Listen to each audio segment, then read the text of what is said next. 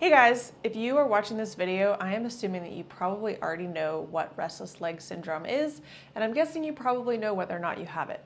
So I'm just gonna get right into the nitty-gritty of what I take every day for my restless leg syndrome. But before we get too deep in there, I just wanna say that don't ask me a bunch of complex questions in the comments because I am not a doctor or a practitioner. I'm just somebody who's had restless leg syndrome for about 10 years and I've tried a lot of different things and I happen to know a lot about herbs and supplements. So I'm gonna share with you today what's worked for me, but that doesn't mean it's gonna work for you. So what I recommend is just to try things and see if they work, and take the things that work and chuck the things that don't. I also want to say that there is no judgment about taking pharmaceuticals for restless leg syndrome. There's a lot of them that people commonly take. I just personally have chosen not to go that route. Now, always remember that if you are on pharmaceuticals or if you have pre-existing conditions like pregnancy or high blood pressure, that you should always look up herbs and supplements before you take them or ask your doctor to make sure there are no interactions or contraindications. Now, every single article you read on the internet, the first thing they're going to recommend for restless leg syndrome is literally just to walk and stretch. Now, this might be enough for some people. Maybe you work a desk job and you don't get a lot of movement during the day. Getting some movement and stretching in there can help the nerves and muscles not twitch so much. Personally, for me, that has not been enough.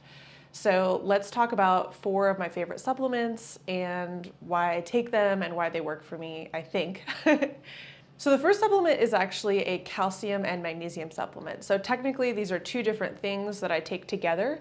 They do improve each other's absorption. And a lot of people take magnesium for restless leg syndrome. It relaxes your muscles, kind of obvious there. And magnesium alone actually does work for a lot of people as far as I understand.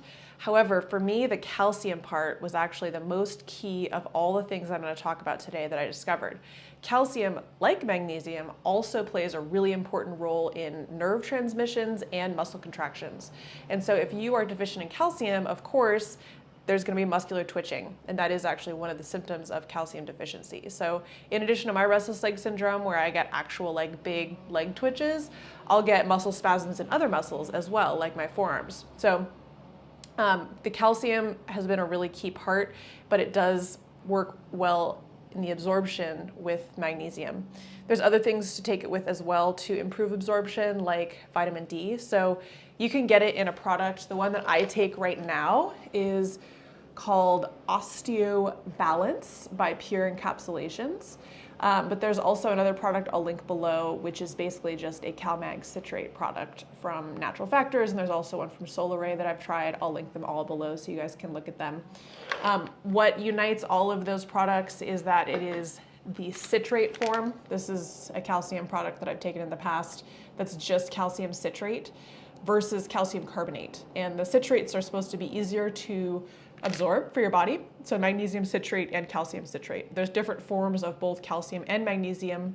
Basically has to do with what it's attached to, and they're gonna react in your body differently.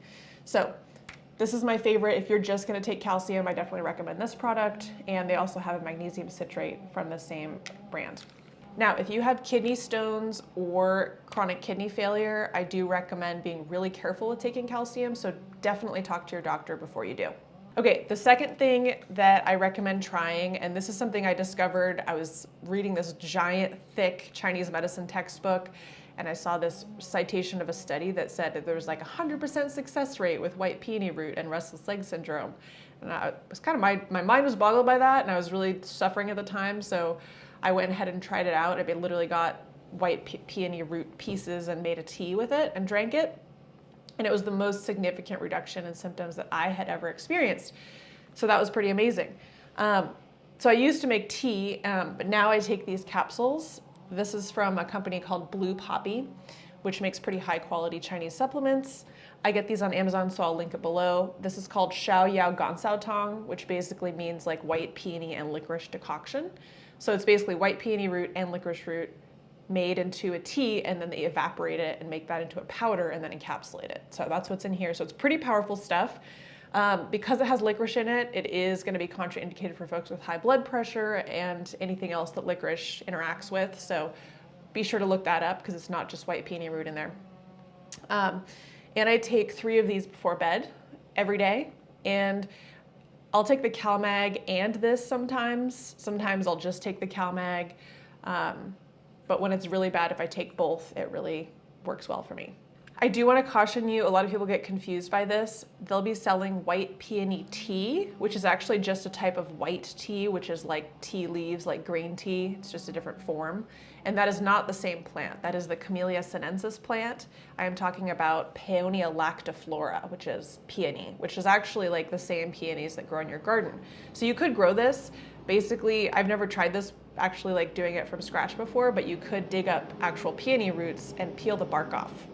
So let me know if you've tried that before and whether or not that actually works, but that is a thing. I'll put a link on where to find dried white peony root in the description as well, so that you guys can check that out if you'd prefer that over capsules. All right, iron is actually also highly recommended for restless leg syndrome.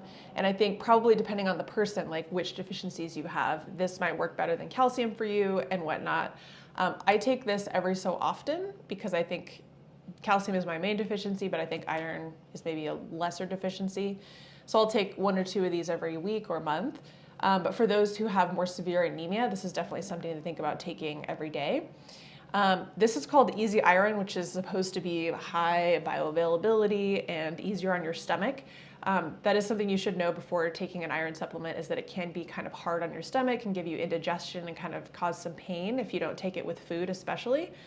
So take iron, try to find a product that works well for your body, and try to find a time to take it, like maybe in the middle of the meal when it's just surrounded by food and going to get absorbed with all your food, that works well for you. So definitely something to try and something you will find recommended in a lot of articles that you'll read about natural remedies for restless leg syndrome. I also wanted to mention briefly about pickle juice. I've talked to several people who that works really well for. Pickle juice is basically like, has really high in electrolytes, which also is important for muscle spasms and contractions. So I definitely recommend trying some type of electrolyte situation if none of the aforementioned things work for you. Again, it's gonna be just like, you gotta find the thing. The last topic I wanna touch on, which is something that only some of you is gonna be relevant for, is that restless leg syndrome, for me, I have realized is actually connected to my gastroesophageal reflux, in that my reflux comes from actually low stomach acid rather than high stomach acid. Basically, your body needs stomach acid to close the sphincter. There's like a signaling mechanism. And so if there's not enough stomach acid in your stomach to signal the sphincter to close, it's going to stay open. And therefore, the acid that is there is going to come out and burn your esophagus. And that is the type of reflux that is particularly, I have found, hard to treat and deal with. But the thing that I have found to take for that that's been really helpful is I actually take betaine hydrochloride, which is basically stomach acid, HCl. And I take this after meals. I try to take it as often as I can, definitely after dinner. And this, the reason I'm talking about this, you might be a little confused as to the connection, is that you need stomach acid to absorb calcium, magnesium, iron, and other minerals. So it kind of gives you an idea of, well, why would you have a calcium issue if you're eating foods with calcium in them? Well, it might be because you're not absorbing them. So if you deal with reflux and restless leg syndrome, this is definitely something to look into. You can see a naturopath and ask them a little bit. You can do some research on the internet. But definitely something to try is this HCl. If you don't need it, it might burn your stomach a little bit, and it might burn your stomach like the first time you take it, or if you take it too long after you're done eating, you need to take it right after you're done eating and make sure you had a large enough meal. But this has worked wonders for me. There's definitely some other products. Maybe I'll do another video on reflux that I've used for my reflux as well. All right, that is everything that I have to share for you today. I would love to hear in the comments if you guys have discovered anything that's unique that works for you and your restless leg syndrome, because it's really hard to find information out there about this particular topic. So let's help each other out. This is a really tough thing to deal with because it makes it really hard to sleep, as I'm sure a lot of you know, it can be really frustrating. So I would love to hear, give us all the information you got. Thanks guys, my name is Natalie and I make videos about herbalism, foraging, and wild plants.